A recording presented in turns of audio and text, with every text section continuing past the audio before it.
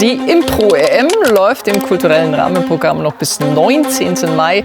Impro-Theater ist ein Tanz an der Klippe. Die Impro-EM 2024 startet weit vor der Fußball-EM. Großes Impro-Theater auf Kunstrat. Schweiz feiert Europameistertitel in München.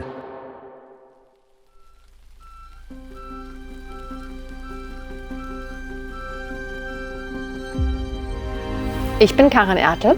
Ich bin Tobias Zettelmeier. Und zusammen sind wir die Leitung von der Impro-EM. Ja, die Impro-EM ist die Europameisterschaft des Impro-Theaters.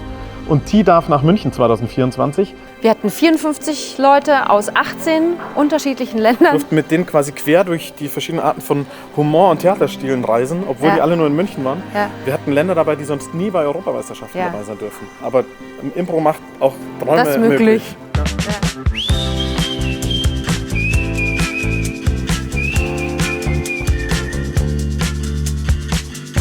Auf einmal wurde aus einer Europameisterschaft ein Projekt für kulturellen Austausch, für kulturelle Bildung. Ja. Und auf einmal sitzt du dann an so einem Kennenlernen-Nachmittag und lernst Sachen über, wie man Käse schneiden muss.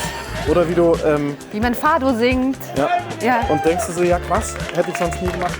Und auf einmal lernst du Leute kennen. Und hast, ich würde auch sagen, Freunde gefunden. Ja.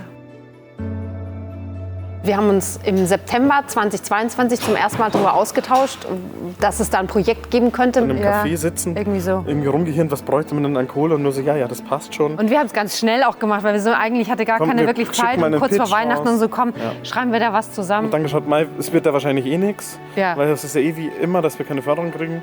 Und auf einmal fängt es an, ja, schick mal noch einen Pitch. Genau, und dann haben wir das Konzept eingereicht und das hat ihm gleich gefallen. Und das war dann so, ja, klar, also wir stehen dahinter, jetzt müssen wir nur noch mit der Stiftung reden, ob das funktioniert.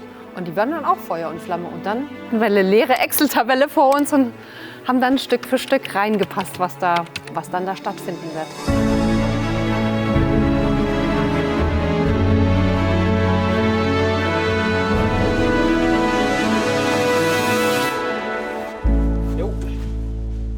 Ich glaube, mit der Impro-EM haben wir was erschaffen, was größer ist, als wir dachten. Wir dachten, es ist eine Europameisterschaft und die steht für sich. Und wir haben am Anfang auch nur gesagt, wir machen eigentlich nur die Shows, die es am Abend gibt. Und dann haben wir aber Stück für Stück festgestellt, dass uns das eigentlich nicht reicht und dass wir die Kinder und Jugendlichen vergessen. Das heißt, wir machen auch Shows für Jugendliche und dann vergessen wir auch die Impro-Community. Das heißt, wir brauchen auch Workshops und so ist es Stück für Stück gewachsen und gewachsen. Bis dann der Vertrag im Haus war, verging noch ein bisschen Zeit und es war super nervenaufreibend. Weil wann hast du so eine 6-stellige Förderung, wo du denkst, alter Schwede, ich kann das machen, was ich schon immer machen will. Ja, und mit dieser Dimension muss man natürlich auch erstmal zurechtkommen. Das heißt, wir waren vor die Herausforderungen gestellt, dass wir letztendlich am Schluss eine kleine Firma gründen. Also auch mit Leuten, die das können. Also ein richtiges Team. Wir haben uns die Leute ausgesucht, auf die wir Bock hatten, mal zusammenzuarbeiten. Und wir haben alle den Impro-Infekt irgendwo. Ja. Also entweder haben alle schon mal Impro gespielt oder wir haben es gesehen oder wir lieben es so krass oder sie sind Fans. Also auf einmal sind Volunteers bis 3 Uhr nachts da und räumen LKWs ein. Und die machen das nicht für eine Aufwandsentschädigung, die machen das, weil sie Teil von einem Projekt sein sollen. Und weil die schon auch spüren, dieses Ding gab es in dieser Größe noch nie. Ich erhoffe mir Spannung, Neues, Gänsehaut. Ich freue mich auf einen unterhaltsamen, abwechslungsreichen, interessanten, auf eine Art auch sportlichen Abend und bin sehr gespannt, wie die unterschiedlichen Teams mit den unterschiedlichen Aufgaben umgehen und wie unterschiedlich man Dinge darstellen kann. Enjoy the Impro-EM 2024.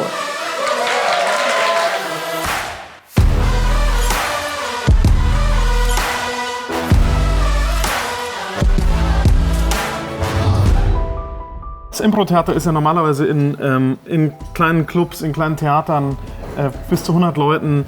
Es ist eher so Richtung Subkultur, ich gehe da mal hin, weil da kann ich lachen und das ist ja alles so easy. Und wir sind es nicht anders gewohnt, als belächelt zu werden und zu sagen, ja, ihr macht das. Habe ich auch schon mal gemacht, kenne ich auch schon. Ja. Was die meisten Leute nicht kennen, ist, dass man Impro-Theater auch auf eine große Bühne bringen kann. Und dass alle Künstler also auch angemessen mal in dieser Kunstform bezahlt werden, weil das ist auch kein Standard. Aber dass überhaupt mal so eine große Sichtbarkeit da ist für Impro-Theater. In so einer Location mit fast 700 Plätzen. Es kommen einfach Leute aus anderen Ländern noch mal extra hierher, um ihre Teams mit zu unterstützen. Auch das ist völliger Wahnsinn. Also es hat einfach so viel, Wie sie alle so ihre viel Eltern Strahlkraft einfliegen. gekriegt. Ja, Eltern werden eingeflogen, weil man stolz ist, hier spielen zu dürfen.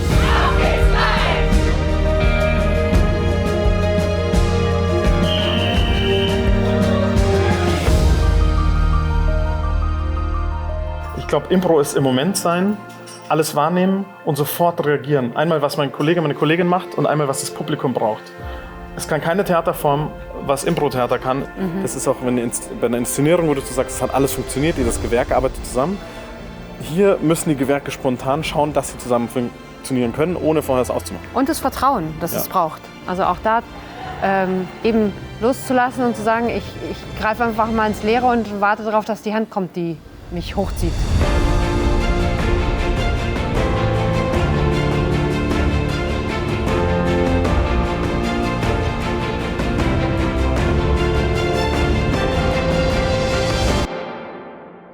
Impro ist wie Fußball. Du weißt, dass du spielen kannst, du weißt aber nicht, wo der Ball hinkommt oder wo mein Gegner hinläuft. Das heißt, du hast die ganze Zeit den Struggle, was passiert als nächstes, aber du lässt dich auf dieses was passiert als nächstes ein. Und so kann man, glaube ich, Theater und Fußball gut miteinander vergleichen. Wir wissen beide nicht, wo es hingeht. Wir trainieren beide, aber wir trainieren verschiedene Skills. Den Abschluss schaffst du immer noch selber.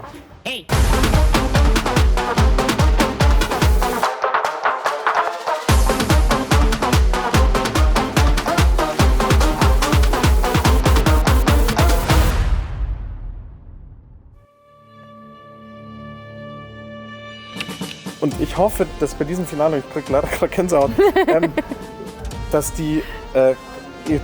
dass sie es fair bekommen Ja. und dass sie auch alles dafür geben, das Publikum Ja. an sich zu reißen. Ja. Und mir ist wurscht, wer von den beiden gewinnt. Ja. Ich will nur, dass die Crew gewinnt, wo wir danach sagen, ja, sie haben vollkommen recht. You wanna see some Improv?